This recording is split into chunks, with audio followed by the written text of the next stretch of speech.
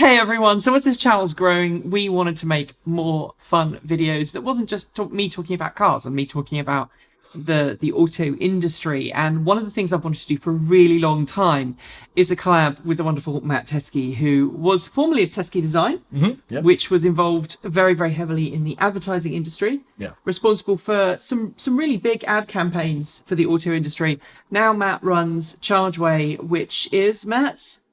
Well, it is the branding of electric fuel. It's an easy way to explain and find charging for any electric car using simple colors for plug types and numbers for power levels. The higher the number, the faster the charge. Ad agencies have really struggled to advertise electric vehicles, and they seem to do that because they don't understand what people want. And as we're coming up to National Drive Electric Week, a couple of weeks ago, I asked people on this channel, what do you want in your ideal electric vehicle? And tied in with that, of course, is how do you advertise an electric vehicle? Here's the first ad.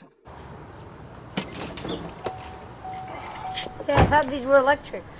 It is, yeah. It's a Chevy Volt. So what are you doing at a gas station? Well, it still takes gas to go farther. But you're not getting gas. True. Not this time. So awkward. Don't have to gas up very often. So you have to go to the bathroom. No. Yes, you do. Thought these were electric. Yes, it's a Chevy Volt. So what are you doing at a gas station? Yeah, the first thing that jumps out at me is the way it strikes me is it's advertising confusion. Like, I mean, really, it's making it out to be like, wow, even this guy doesn't know how to explain it, and he owns it. Right. So if I was someone watching that and knew nothing, I'd be like, why would I want to be that guy? It's like, how are you going to advertise an electric car? I know, we'll go to the gas station. Right, and the part of that too is they're trying to again play up the fact that it was an EREV or whatever it was first called as another terrible acronym. And again, it's trying to play on humor, but it really, in my view, is something that does more to basically scare people off than anything. Only because it doesn't really get to the core of simplicity. It actually makes it seem odd. Yeah, we're making electric cars, but we're not really making electric cars. Right. Well, and it's more car than electric. I like that tagline at the end. I understand what they were trying to accomplish in the sense of trying to normalize it. Yeah. Which I think is smart.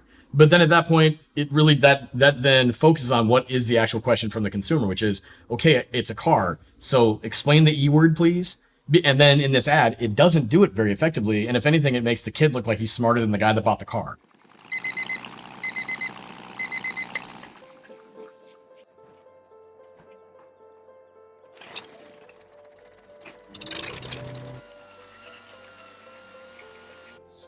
I just love the plumes of smoke. Yeah, that.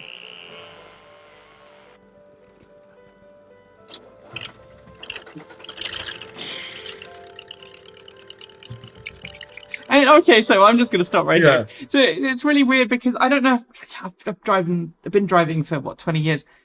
I remember, because I used to drive classic cars, so you used to have to pump the gas to get it to start. But how many years has it been since we've had to actually pump the accelerator pedal? Well, there's a lot of things here that I think, again, creatively, I can appreciate this from a creative perspective, but I think where this probably didn't translate to the average consumer is that this is preposterous.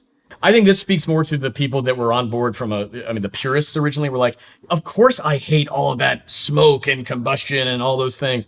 And that spoke, I think, heavily to that early adopter, group.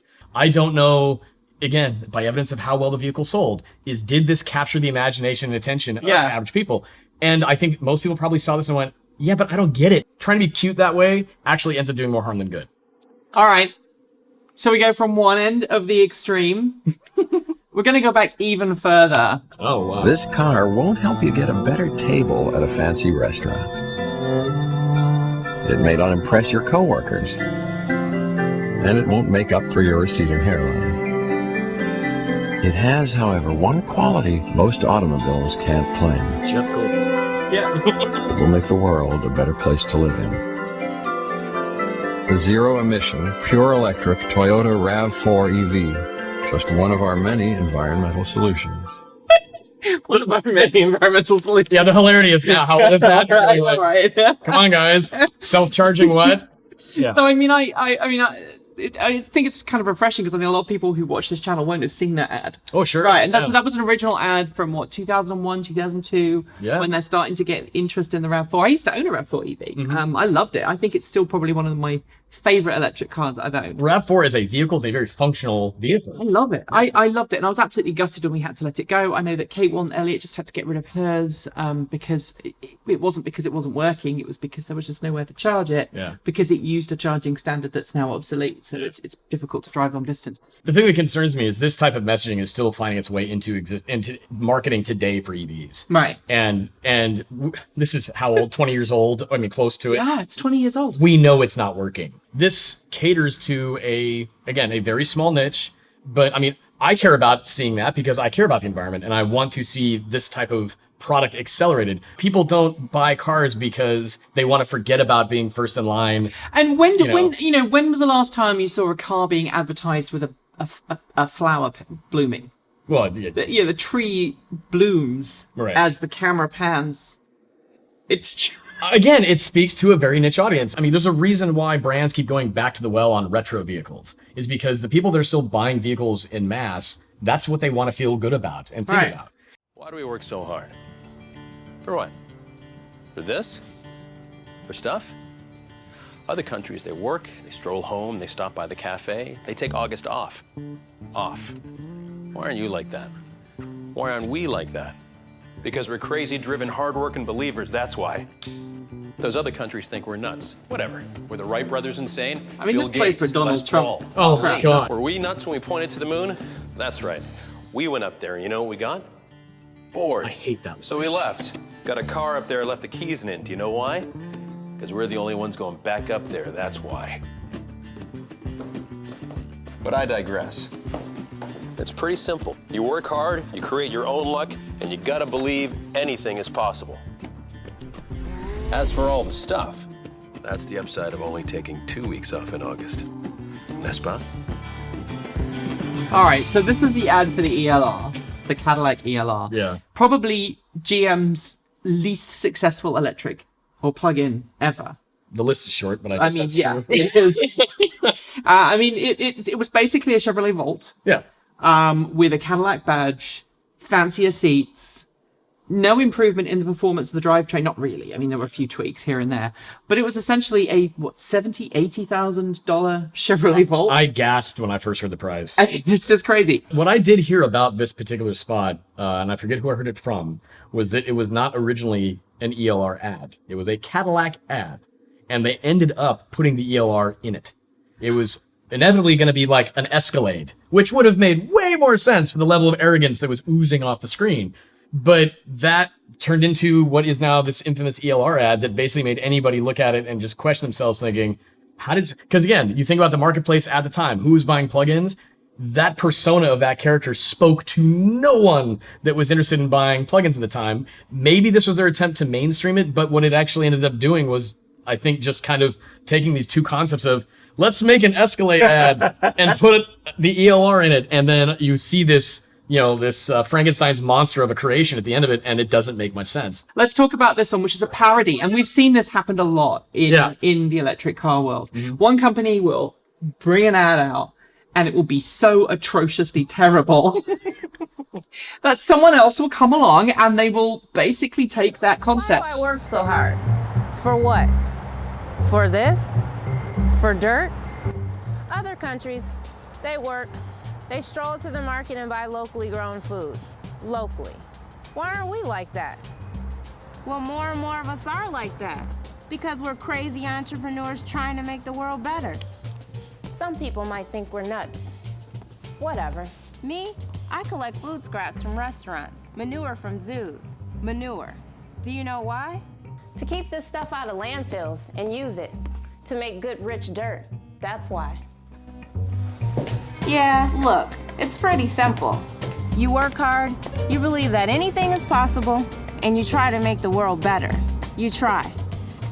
As for helping the city grow good, green, healthy vegetables, that's the upside of giving a damn. N'est-ce pas?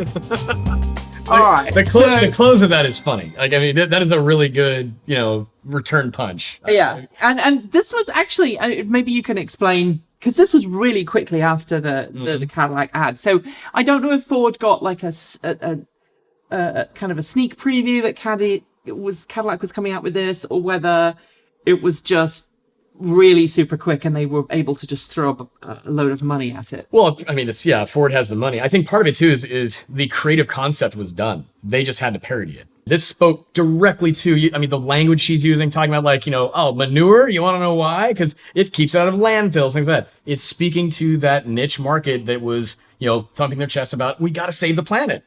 This was right in that vein. I remember cheering when we were running the original Transport Evolved Sunday shows and that came on. We all cheered. I think it was a smart response, but then the next step for me goes to, does the product back it up? Like, honestly. No, it doesn't. Then it turns into people that are excited to see that there's messaging out there that are, the EV believers and the early adopters and the innovators that are saying, good, another big ad from an OEM. But then what does the product actually say to the rest of the world? And the answer is, it's still a product that you have to figure out on your own, adjust your lifestyle to appreciate if you really want to. That's not mainstream marketing. That's basically catering to a captive audience. And these are two plug-in hybrids marketed side by side. But I felt obviously that ad also could be a bit of a put off for people who didn't want to do the whole eco thing. Oh, exactly. That's when you start with the green messaging, you immediately lose a massive amount of the population, because most of them will say it's not. And again, and it's in fairness to average people, it's not that they're jerks. It's not that they don't care. It's just that a lot of them, and I think most people can agree with this, is that they have lives to lead it's hard for them to think beyond their own bubble. Because they have a mortgage, they have kids, they have a job, they have stresses that make up their own life. And it's difficult for some people to get beyond that and say, how can my actions do good for beyond other me? people? It's a tough thing for a lot of people. I can't wait to get up the mountain. Are you sure you want to hike all the way? You know what? Why don't we just take my new electric car?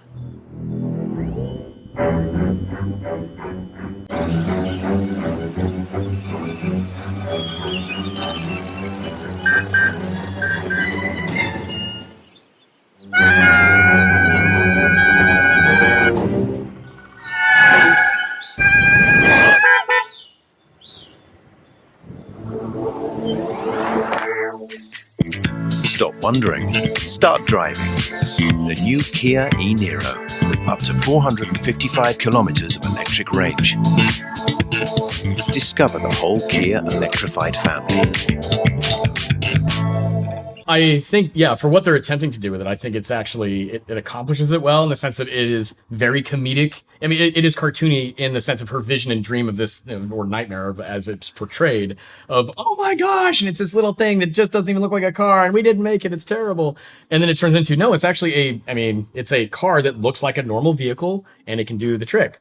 I think in that comparison, it works. I will say this, though, in messaging, if ever you know that you are in a marketplace where people are having questions and concerns, and your goal is to get them to stop thinking about that, I always think of that line from Inception when he says, if I say, don't think about elephants, what are you thinking about? Elephants. Right. Exactly. In the same sense, you don't want to have someone, if we know that the average consumer is thinking like, it's not going to make it, don't showcase that immensely. At all, yeah. Just get them to the point of saying, like, be confident about it. Yeah. Because you want to instill happiness, but if the first thing you make them think about is fear, even though you supposedly squished the fear at the end of the commercial by showing this product and putting a number up on the screen, you still made them think about it. Yeah. And I think that's, again, that can actually do more harm than good.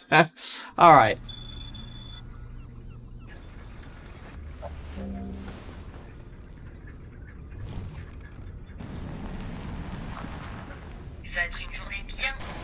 So this is Monaco, famous race circuit. I remember there was a spy shot of this when they were filming it.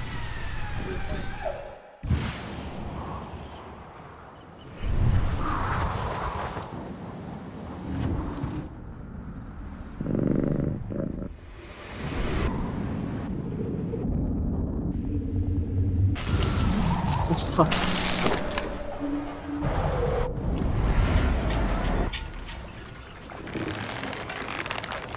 The hammock is making more noise. I know.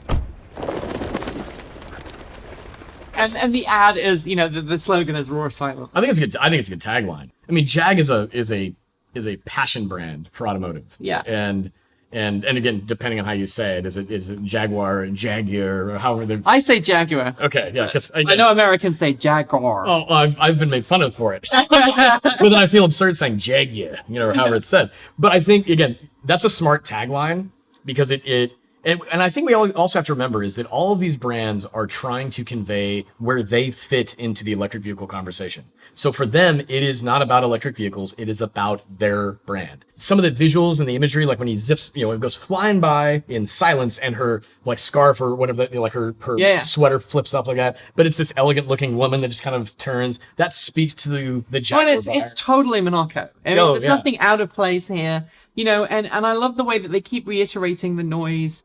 And I mean, this is, if we're talking about truth in advertising, this is completely BS, isn't it? Because we know that a car, any car, electric or not, driving around the Monaco racetrack at speed is going to be making a heck of a lot of noise, even more than the guy welding or the guy in the hammock. But they took some liberties there. It's a fun conceit, right? I think what this does is the marketplace that is buying that brand of vehicle, they are affluent. They have the ability to justify buying the car. They're going to make it based off of an emotional response. This plays to emotion of the hero driving the car. He's clearly having fun. Yes. For him, this was like he sneaks onto the track and just goes. And then he knows he shouldn't. He kind of sneaks past the road sweeper and just goes for it. Yeah, and I think that all those things play into smart advertising for this brand because it makes someone say, oh, wow, that actually seems kind of fun. This is it. Eric, don't panic. I'm not panicking. You're panicking. I just love the zombies. Have you seen this? No, man, we're running out of gas. And it's a little Toyota, isn't it? Yeah. Little...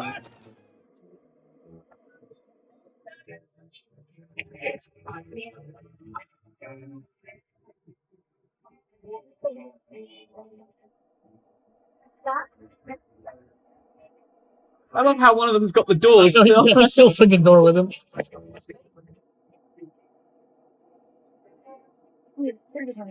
Gonna die. Hello, boys.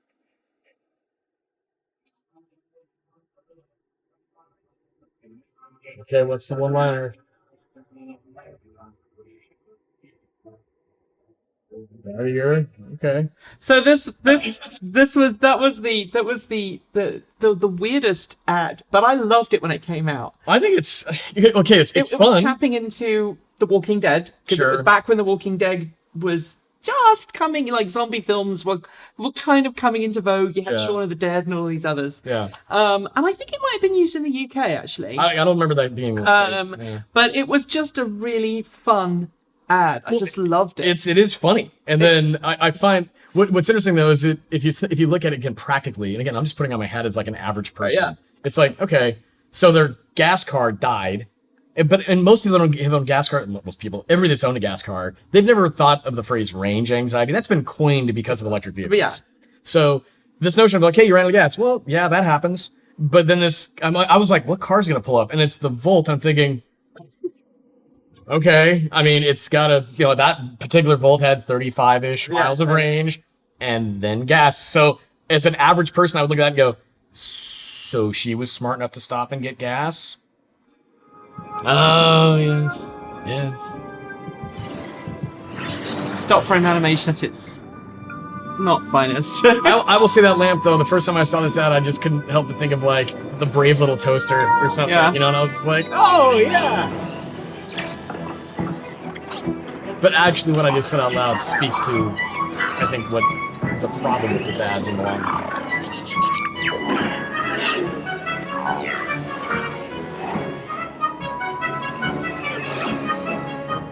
So, I mean, we are, 20 seconds? No, 40 seconds into the ad and we still haven't seen the vehicle. Well, that was a big criticism of the advertising for the EV1, was they went out of their way to basically not show the vehicle in their advertising. The electric car is here. And I look at, so that's static, that screenshot right there of this car surrounded by all these little appliances. It's cute, it's fun, it's quirky, but I think where it gets it wrong is the sense that, most people don't buy a car as an appliance. And anybody who is saying that about an electric car that says, oh, an electric car is an appliance, my response is, okay, well then you should have no position of power decision making in advertising electric cars. Things are changing. Yes, people are getting into mass mobility as a service. It's like, okay, I'm going to take Uber instead, and maybe one day I'll buy a car. I don't know. Yeah. Totally understandable. But to take what has been one of the most passionate products you can buy and just casually try to say, oh no, it's just going to be like a blender now. And even today, people say, okay, the Tesla model lineup, whether it's the X or the S or the 3 or even the Y, yeah, they've all got great technology, and it's like having an iPad on wheels. I've heard reviewers use that phrase before. And my response to that is, no, it's a high-tech, very fast, very fun range of vehicles that happens to have an iPad in the dash. An iPad in the dash, right? When was the last time you saw somebody going to go, okay, I'm going to go down to the local mall and I'm going to drop $80,000 on a new iPad with wheels? I will say that is the comparison factor is the worst when someone tries to say, oh, an electric car is just like your cell phone. Because people literally jump to what are you talking about? Because they haven't ever thought about it. They go, okay, they pull their phone out of their pocket, and they look at it, and they're standing in front of a car. And they also then go, okay, so I have to replace it in a year's time. There's that because concern. It will be out of date, and the battery is not going to last. Well, or hey, my cell phone dies. That car is going to die. Yeah. Again, you have to be careful about language and messaging and what you're saying to people. All right. Let's look at this one, which is one I've not actually watched. I am the impossible. I am the idea too bold to be chained, He's too scary. powerful to be tamed. I am the Big Bang. I'm changing the game for all you worriers, doubters, preventers. I am the idea that has to be born, the revolution that has to be won, the story that has just begun. I am unstoppable. A rocket, a cannonball, a carbon fiber body lighter than wind, stronger than storm. I am born electric. I am sheer energy, the force of tomorrow. I am the possible. I am I-8. Now, that's that gas motor purr with the electric i8. I mean, yeah, there's conflicting imagery and messaging there that you have in one camp. You're going to have the true electric car believers saying, okay, just like even when the Avengers came out recently and the Audi e-tron had a noise, the GT rather had the noise. People were like, oh, what are you doing? Again, the authenticity in that sense matters. That's a passionate ad. I mean, the German auto brands have usually done a very good job of capturing passion in their imagery and messaging, and that I think falls into that category. But then it begs the question of, okay, does the product back up what you're saying? And the i8 it's an amazing looking sports car. As an electric car, if you get to know like how it works, you kind of ask yourself, well, it's not really an electric car. I mean, it plugs in, it does have a little bit of range, but for the most part, it is. But I mean, they're not advertising this car because they want people to buy the i8. They're advertising this ad was not because they wanted people to buy the i8. At least I don't think so. It was because they wanted people to go, oh, look, BMW's doing something. It's different. I was about to say, yes. It's the brownie points. It's the, wow, I didn't know BMW made a car that looks like that. Sure. Well, then maybe I'll go to my dealer. Flagship cars matter. Yeah. And the i8 has been that. You want to bring people in to ask the question of, again, you draw them in with the exciting car. You have the Corvette front and center in the showroom, but they end up buying the Cruze. So let's at this point switch to the Jolt. I mean, that's the smart move to make right now. So for those who don't know, Matt is also the guy behind the Chevrolet Jolt EV. I suppose I could maybe call it like a guerrilla advertising campaign. It just appeared one day. I mean, you tipped off some folks in the industry. Yeah. We knew it was coming. Yeah. But it was then a case of you put a website up, you got a domain, Chevrolet Jolt EV, I think it was. Mm-hmm. And it's still up there, right? Yeah, ChevyJoltEV.com. Yeah. And it was basically you took a concept car that GM had previously displayed, and you put a plug on it. Yeah. And you came up with a load of specs, and you took some interior shots from inside of a Bolt. Mm-hmm.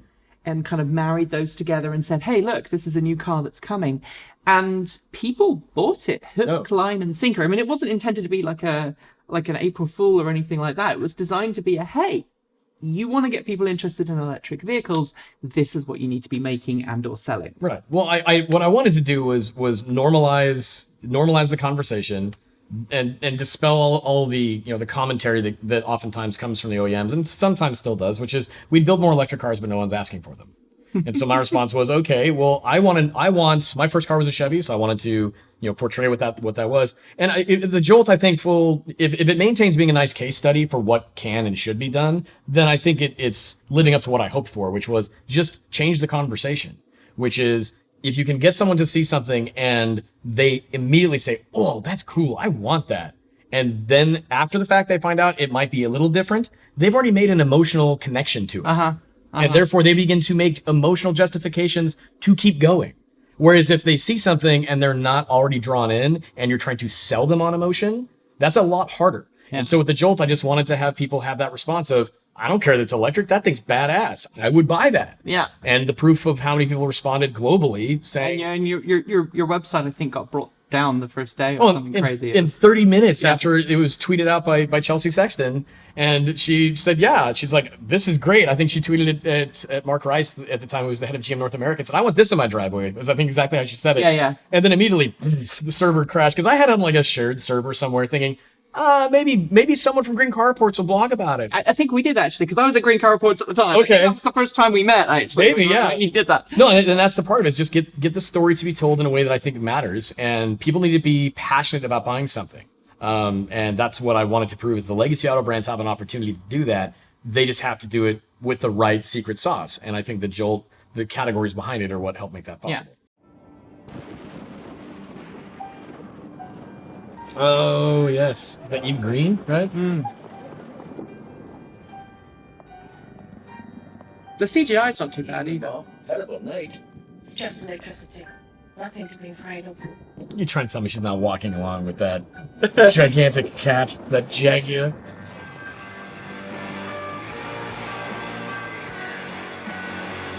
Again, I will say, of the brands that have tried to position themselves in the EV realm, I would say these examples are strong. Jaguar is nailing it as far as I'm concerned. I think they're doing a good job. Doing a really good job. And Aaron and I actually sat down and we looked at this the other day, because obviously those of you who are watching don't know, Aaron's actually a graduate animator. Mm-hmm. So she and I were looking at some of the lighting and going, actually, that's a really good there are some telltales, but what's to say about that? Most people are probably not going to be, again, professionals that are in the space will be looking at those types of things. But I think, But 20 seconds. Yeah. I think the way that this is the problem, though, is that you have automotive brands. This is what I speak to all the time with Chargeway, is you have automotive brands trying to sell their brand and the automobile they have that runs on electricity. And people are saying, great, I've always known of your brand, and you now have this car that runs on this new fuel. Explain that last part. Yeah. And all of them go, not our job. Yeah. That's not our job. And then the only brand that said, yeah, that's our job, was Tesla. Who don't advertise. And the oddity of it is because they were able to capture the user experience in such a way that they don't have to explain it. It just feels comfortable. It works well. And they have the right pieces of that puzzle to make it feel that, again, at the end of the day, you're selling confidence in product. And every car that's ever been sold that runs on gasoline is underpinned by an inherent trust in gasoline. You know it will work. You can find it. It's easy. It's simple. It's very easy to understand. And they don't have to explain to the sales process, so you can buy a car with emotion. Because the thing that you don't have to be scared about is already taken care of. When it comes to electric cars, that is just simply not the case. It's a complete shift in understanding. All right. Let's see what this next one is. What if you could drive the future today? Oh, I hate What if you could check on your car from your phone? It's like, when was the last time I wanted to do that? Remotely.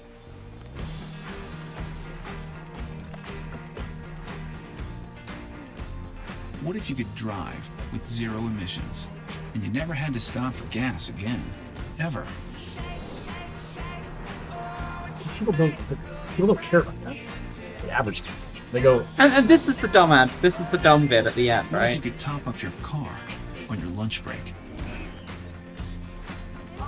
What if your everyday car was an electric car?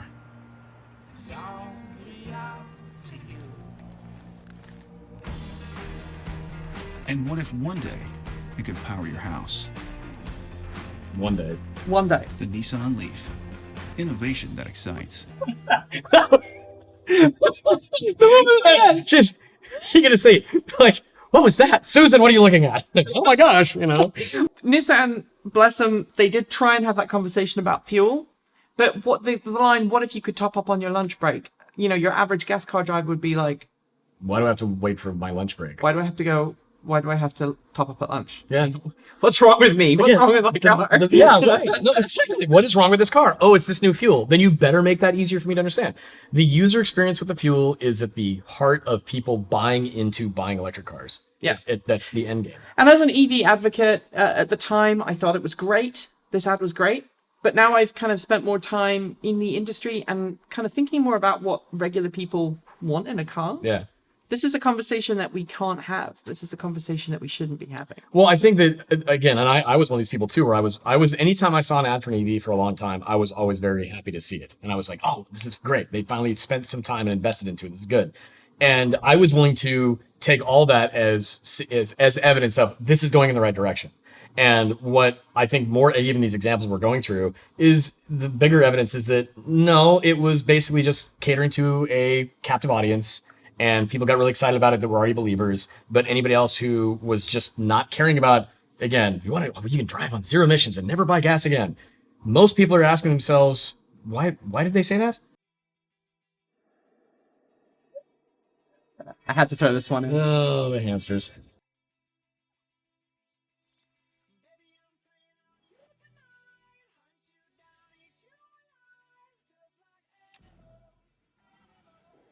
I mean, the idea of this is just stupid, really.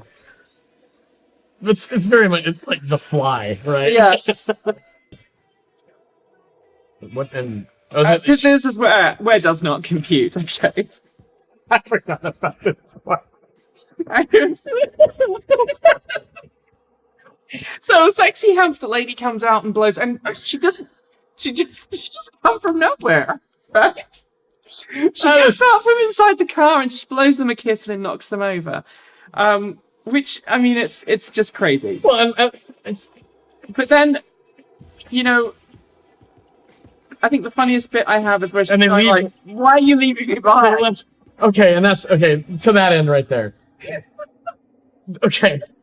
So if any human being sees another human they're attracted to, that's important, right? Right. This notion of like the car that basically looked identical to the car before they're gonna bypass this. What was just a basic hamster that turned into this like gorgeous hamster, and they're like, well, but that car now, I'm getting that. I mean, again, we're analyzing the hell out of this, right? But I think that's where most people go. But I mean, it's kind of funny because as a furry, I look at this and I go, okay, cute hamsters driving cars, but why are they going to the pet store to buy more hamsters? This does not compute in my world. It feels like we're in a world where now I get it. They're trying to make more of the. Okay, so this is the weird science element to it. Number one, they don't have bras on their head, so they should have had bras on their head while they were doing this. Yes, well done. Somewhere Robert Downey Jr. is like, oh, I could have had a cameo. Yeah. So I get that part, which also I'm just like, how is this not like part of the Me Too movement? I know, right? So it's terribly sexist. Oh God, it is a terribly sexist ad, and it doesn't make any sense. God, it keeps going. It just keeps going. Okay. I mean, it just keeps going, right? Oh shit, the breakdancing. Okay. And they had a whole social media campaign, which was like, show us your hamster dance. They actually had a video with the dancers who had come up with this. Learn the hamster dance. And it was like, I just looked at that and went, what were you smoking? Someone at Chevy was like, did they not see? Yeah, Chevy, yeah. Someone at Chevy was like, did they not see what happened on the show? Like, I mean, so this is one of those things, again, where it's taking what is a car, it's changing a conversation around to basically say it's abnormal. Right. And then it's also going down this just weird path of as you said, it's like, oh, this is mildly chauvinistic. Yeah. It's like, yeah, more than mildly. Yeah. It's just like, oh, let's go make some more hot babes because of this car. It's just, so that to me says that any woman watching this is going to go, probably not going to buy into this concept. Oh, I think I know exactly what this is. I wasn't prepared to translate that. That little mark with the A and then the ring around it. At? See, that's what I said. Katie said she thought it was about. Yeah. But I'd never heard it. I'd never heard it said. I've always seen the mark. There it is. At amfeedback.com. I mean, what is internet anyway? What do you write to it like mail? Here's Allison. Can you explain what internet is? See, that's what I said. What do you mean there's nothing under the hood? Katie said she thought this was a car. Yeah. And it's built using wind? Like from a windmill? Or a fan? Or a turbine? Or a fan vine? Wow. I mean, what is I3 anyway? Allison, can you explain what I3 is? The all-electric BMW i3, built in a wind-powered factory with the strength of carbon fiber and BMW performance. Okay, I see what they're trying to do with that, and here's the thing that I think, again, keeps missing the mark, is that psychologically, what was happening in 1994 is with the internet was not replacing anything. The internet was this new thing that people had to figure out, and when they began to see the benefits of it, it didn't take 21 years. People were like, this is awesome. Back in 1994, I can go into an AIM chat room, and I can meet people. There's so many benefits and fun to this. This is great. And so that, to me, means they're missing the mark of what are they trying to explain? Because now there's this tangible thing in a car, even to show the woman on the bike next to them that kind of gave them that look of, what are you guys talking about? Is the way I view that is like, I think average people would look at this and go, okay, these two now older people are in a car talking about it like they don't know what it is. At face value, if someone's, again, people that don't know what EVs are, if they see any electric car, i3 or any, drive down the street, are they gonna know, oh, that's electric? Yeah, no, they don't. I mean, actually, people look at my car and go, wait, is that electric? Well, the Bolt especially. Chevy normalized the electric car with how the Bolt kind of, they approach the design of it, because it doesn't have some design element to it that makes it really stand out in being like, oh, that's odd. It's just, no, it's a functional 5-door hatch. But in this, I mean, i3, i8, BMW's design language around their i platforms, their pure electrics, are unique. But again, I think this again misses the market. What is it people are trying to understand? They get cars. They understand that part. It is about, how do you make this thing go? You probably haven't seen this one either. in Death Valley. Hello? This is a British ad. Okay. Oh, Alex, where are you?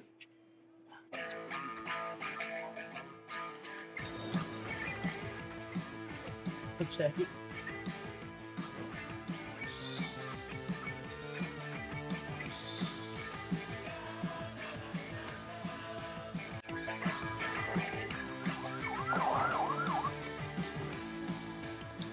Yes, officer. License and registration. This car has no tailpipes on it. But officer, it's all electric.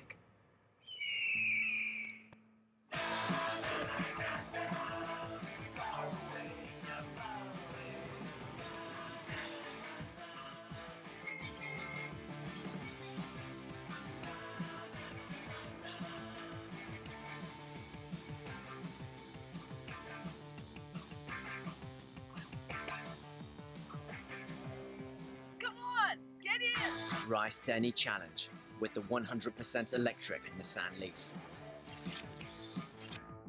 How are average people going to view that? They're going to look at that and go, that woman is in the middle of nowhere. How did she get there? How did she do that? Because my first question is, how did you find the fuel to make that car do that? And then when they say, oh, well, this particular Nissan Leaf goes about 70-ish miles on a full charge, then my next question would be like, so literally, how did she do that? Like, I even avoid Death Valley today. You can get across Death Valley in an electric car. Sure. It's much easier for me to stay on the freeway and go around. Now, obviously, she was rescuing her grandson. I just don't see the point. It's just the weirdest conceit. Well, it basically creates a situation that is both not possible based on probably when it was made. I mean, again, maybe, but it's just also like from a user experience perspective, someone's going to look at that and I think go, so how did she do it? Can you tell me that part? Again, every time I see an ad that just kind of casually glosses over like, oh yeah, you're going to have to figure out how to make the thing go. That's what everybody's asking. Well, and it's also the case of, like, everybody focuses on range anxiety, right?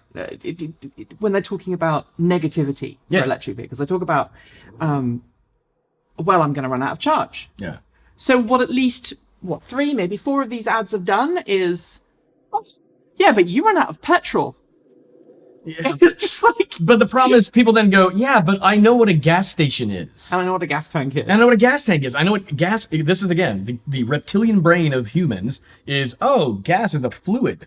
I can hear it. I can see it. I can touch it. It's. I get it. And it's this empty space that gets filled in with this fluid. Whereas electricity is like magic to most people.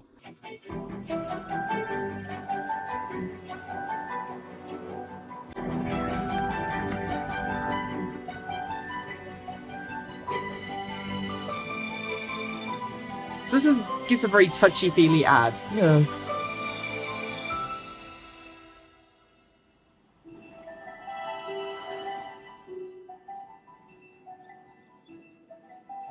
Okay. It's very Volkswagen. It's very Volkswagen.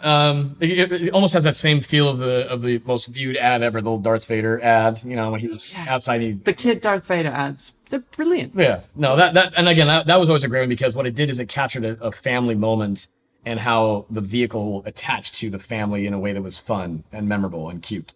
And that's where the storytelling about behind EVs has to get to that stage.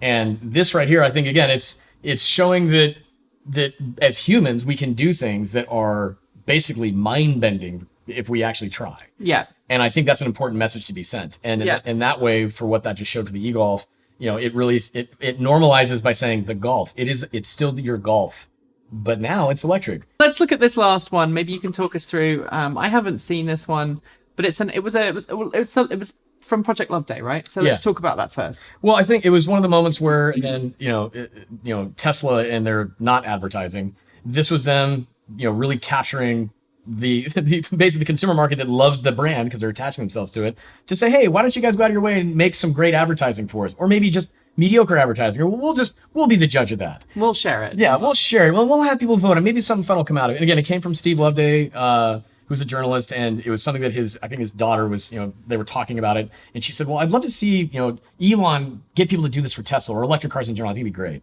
And that's, purportedly where it all came from.